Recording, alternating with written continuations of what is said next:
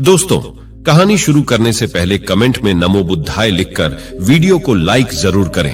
तो चलिए शुरू करते हैं इस कहानी को। जीवन का सबसे कीमती धन क्या होता है? एक शिष्य ने अपने गुरु से सवाल का उत्तर देते हुए जवाब दिया कि चाहे मेरे पास पैसे ना हो, चाहे रहने के लिए छत भी ना हो, चाहे कोई सुख सुविधाएं ना हो, लेकिन अगर मेरा शरीर स्वस्थ है तो मैं दुनिया का सबसे धनवान आदमी हूं। शिष्य ने पूछा कि गुरुदेव, आपकी उम्र 100 साल को पार कर चुकी है और फिर भी आप इतने स्वस्थ हैं। आपकी बुद्धि बड़ी ही तीव्र है और आपका चेहरा भी सूर्य की तरह चमकता रहता है और वहीं पर आपके बदन से भी चंदन सी खुशबू आती है। शिष्य ने कहना जारी रखा कि गुरुदेव, मेरे मन में बहुत बार आया है कि मैं आपसे इसका रहस्य जानूं, लेकिन संकोच बस मैं आपसे पूछ नहीं पाता हूं।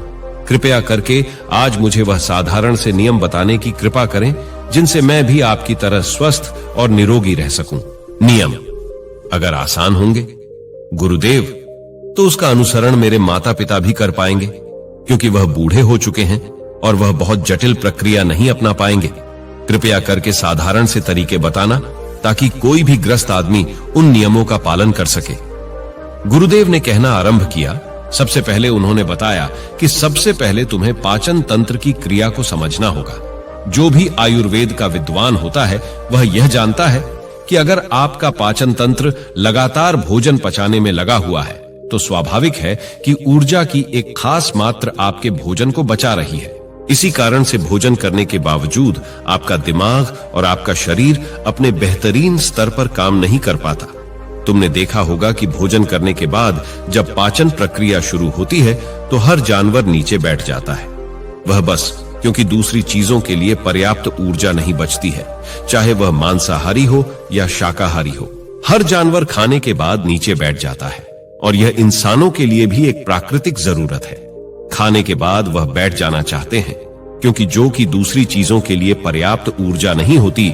अगर आप अपनी पूरी क्षमता का इस्तेमाल करना चाहते हैं तो आप अपने शरीर को ऐसा बनाकर रखी है कि जो भी खाएं, कुछ भी खाएं, तो 1.5 से 2 घंटे के अंदर आपका पेट खाली हो जाना चाहिए। पेट खाली होने का मतलब है पेट की थैली खाली होना, यानी कि जब भोजन आंत के दूसरे भागों में चला जाता है तब पेट खाली हो जाता है। क्योंकि आंत में प्रक्रिया बिल्कुल अलग होती है। वो पाचन नहीं होता है, वह ऊर्जा को ग्रहण करती है। आंतों द्वारा ऊर्जा को ग्रहण करने के लिए ज्यादा ऊर्जा नहीं लगती है। पाचन क्रिया में जब खाना पेट की थैली में मौजूद हो तो बेहतर है कि आप अपनी गतिविधि को कम कर लें। अब अगर सोचिए सारा दिन आपके पेट में खाना मौजूद रहेगा तो आप अपने जीवन की पूरी क्षमता कम कर लेंगे। आप खुद देखिए कि जब आपके पेट में खाना मौजूद होता है तब शरीर कैसा महसूस करता है, और जब पेट खाली होता है तब शरीर कैसा महसूस करता है। आप खुद पाएंगे कि आपका शरीर और आपका दिमाग तो बेहतरीन रूप से काम करता है जब आपका पेट खाली होता है। इसका एक पहलू और है। देखिए, हम सब जानते हैं कि हमारा शरीर हर समय नई कोशिकाएं बनाता रहता है और पुरानी कोशिकाएं खत्म करता रहता है, जिससे हमारे शरीर का शुद्धिकरण होता रहता है। लेकिन जब भोजन हमारे पेट में होता है, यानी कि जब पेट खाली नहीं होता, तो यह शुद्धिकरण 80% कम हो जाता है। वह सारी गंदगी जो शरीर से अपने आप बाहर निकलती थी, अब वह निकलने बंद हो जाएगी, जो कुछ समय बाद आपके लिए तरह तरह की समस्याएं पैदा करेंगे। देखिए, युग में पेट का हमेशा साथ रहना बहुत ही महत्वपूर्ण होता है। किसी भी पारंपरिक प्रणाली में अगर आप देखेंगे तो आप पाएंगे कि जब भी आप किसी आयुर्वेदिक डॉक्टर या किसी वेद के पास जाते हैं तो सबसे पहले वह आपके पेट की सफाई करते हैं, क्योंकि वह जानते हैं कि आपकी समस्या पेट साफ ना होने की वजह से ही है। सिर्फ एक दिन के लिए अपने पेट को पूरी तरह से साफ करने के बाद महसूस करें कि आपको कैसा महसूस होता है। आप अपने अंदर हल्का और सुंदर महसूस करेंगे। हर दिन आपको इसी तरह महसूस होना चाहिए। आमतौर पर पारंपरिक रूप से घी को पहले निवाले के रूप में खाया जाता है। घी एक चिकनाई वाला पदार्थ है जो पूरी आहार नली को चिकनाई देता है।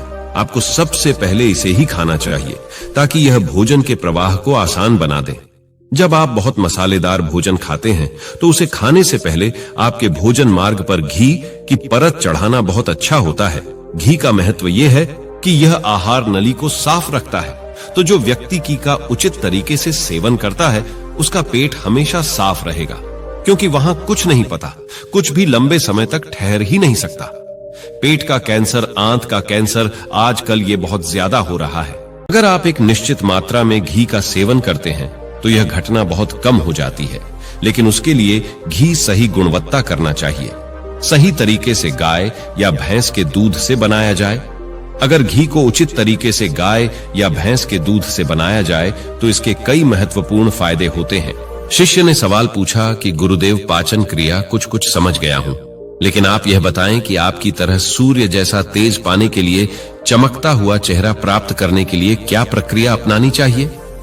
गुरु ने इसका उत्तर देते हुए कहना शुरू किया कि देखिए, आज के समय में बहुत सारे लोग सुबह उठकर ही खाली पेट चाय पीते हैं। चमकता हुआ तेजस्वी मुख पाने के लिए हमें कुछ प्रक्रिया नहीं अपनानी है।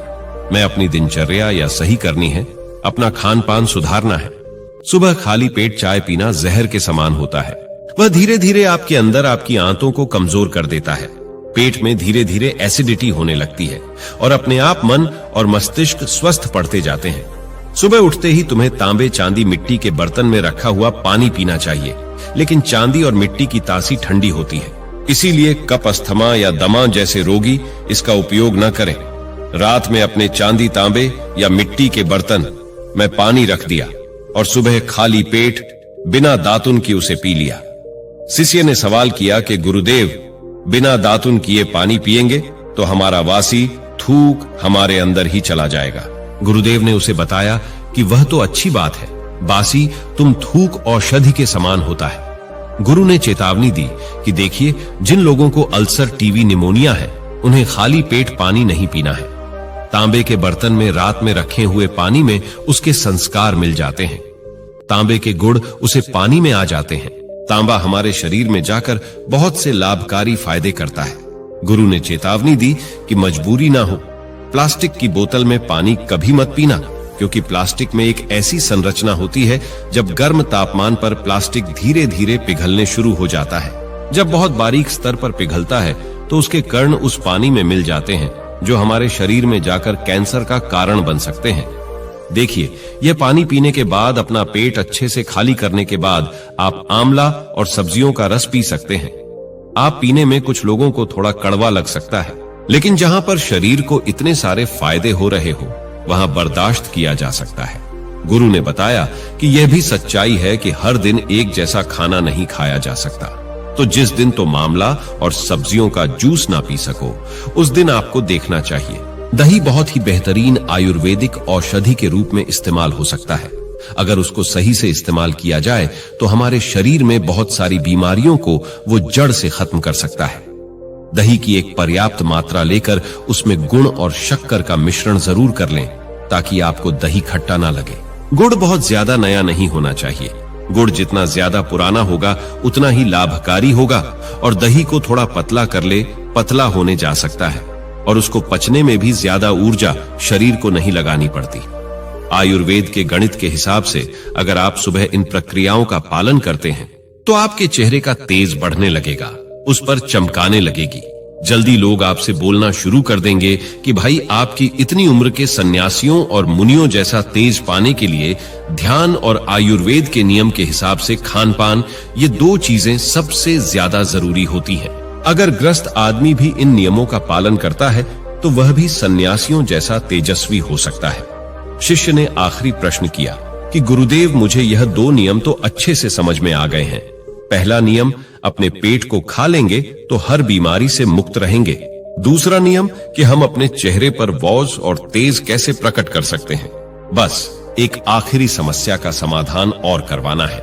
जैसे जैसे आदमी की उम्र बढ़ती है तो उसकी आंखों की और उसके दिमाग की क्षमता कम होती जाती है। तो उस क्षमता को बरकरार बनाए रखने के लिए किन नियमों का पालन करें, या फिर क्या खान पान अपने दैनिक जीवन में अपनाएं? गुरु ने खुद की तरफ इशारा करते हुए कहा कि जैसे जैसे उम्र बढ़ेगी वैसे वैसे बुद्धिमान होते जाओगे। बस मैं जो नियम बता रहा हूं उनको ध्यान से सुन लो। सुन लोगे तो सारी समस्याएं हल हो जाएंगी। सबसे पहले सफेद कद्दू के वश के बारे में जानूं। आयुर्वेद के गणित के हिसाब से सफेद कद्दू का जूस कैंसर को मिटाता है और साथ ही दिमाग की तीव्रता को बढ़ाता है। दीक्षिता यानी कि 23 तारीख को थी, लेकिन यह समझ लेना कि सफेद कद्दू का जूस ठंडा होता है, इसीलिए अस्थमा और जिनको सर्दी जल्दी पकड़ लेती हो ऐसे लोगों को सफेद कद्दू के जूस का सेवन नहीं करना है। दिमाग और आंखों को तेज करने के लिए जो अगला नुस्खा मैं बता रहा हूं, हर कोई कर सकता है, बल्कि हर किसी को करना चाहिए। 5 देसी बादाम की गिरी जो छोटी वाली होती है, जो भी होती है, बड़ी वाली में इतने गुण नहीं होते हैं, इतना छोटी वाली क्रीम में होते हैं। 5 छोटी बादाम गिरी और 1 अखरोट रात को पानी में भिगो दो। सुबह उनके छिलके उतारो और उन्हें किसी पत्थर के खरल में याद रखना। पत्थर का खरल किसी ऐसे वैसे बर्तन में नहीं, क्योंकि इससे उसकी गुणवत्ता खत्म हो जाती है। उस पत्थर में यह डालने के बाद उसे मतना शुरू करो। 5 छोटी बादाम गिरी और 1 अखरोट रात को पानी में भिगो दो। सुबह उनके छिलके उतारो और उन्हें किसी पत्थर के खरल में याद रखना। पत्थर का खरल किसी ऐसे वैसे बर्तन में नहीं, क्योंकि इससे उसकी गुणवत्ता खत्म हो जाती है। उस पत्थर में यह डालने के बाद उसे मतना शुरू करो। धीरे धीरे पिसेंगे तो वह बारीक होने लगेगा और उसके बाद उसमें दूध डालना शुरू करो। पर से दूध गाय का होना चाहिए को सबसे ज्यादा बेहतरीन रहेगा। दिमाग के लिए इस्तेमाल करने को भैंस या बकरी कर सकते हैं, लेकिन गाय का दूध सबसे ज्यादा महत्वपूर्ण हो जाता है। जब दिमाग की समस्याओं के बारे में बात आती है तो आप उस बादाम और अखरोट को दूध के साथ हम बादाम यूं ही खान मेन भेजने की बजाय उसे मिक्सी में पीस लें। तो मैं बताता चलूं कि पत्थर के खरल में उसे पीसने के बाद उसकी गुणवत्ता 100 गुना ज्यादा बढ़ जाती है। अच्छे से गाय के दूध में के बाद जब आप इसका सेवन करेंगे तो आपकी आंखें और आपका दिमाग, इनके लिए यह बहुत ही लाभकारी रहेगा। जिन लोगों को भूलने की समस्याएं होती हैं, जो छोटी छोटी चीजें रखकर भूल जाते हैं, जो लोग दिमागी रूप से परेशान रहते हैं, तनाव बना रहता है, चीजों के बारे में ज्यादा सोचते रहते हैं, ऐसे लोगों के लिए यह एक ठंडाई का काम करेगा। उनके दिमाग में एक ठंडा हो जाएगा, जिससे उनका दिमाग अपने बेहतरीन स्तर पर काम कर पाएगा। शिष्य ने यह नियम अच्छे से कंठस्थ कर लिए और उसके बाद घर जाने के लिए अपने गुरु से आज्ञा मांगी। शिष्य अपने गुरु से आशीर्वाद लेकर अपने घर की तरफ प्रस्थान कर गया। तो दोस्तों, उम्मीद करता हूं आपको इस कहानी से एक अच्छी सीख मिली होगी। ये कहानी आपको कैसी लगी हमें कमेंट बॉक्स में कमेंट करके और इस वीडियो को अपने दोस्तों के साथ जरूर शेयर करें, ताकि उन्हें भी इस कहानी से कुछ सीखने को मिल सके। ऐसी ही प्रेरणादायक और बुद्धा स्टोरी सुनने के लिए हमारे चैनल को सब्सक्राइब करके बेल आइकन को जरूर दबा दें, ताकि आने वाली अगली वीडियो की नोटिफिकेशन आपको मिल सके। इस वीडियो में बस इतना ही। मिलते हैं, जब तक अपना ख्याल रखिएगा। धन्यवाद।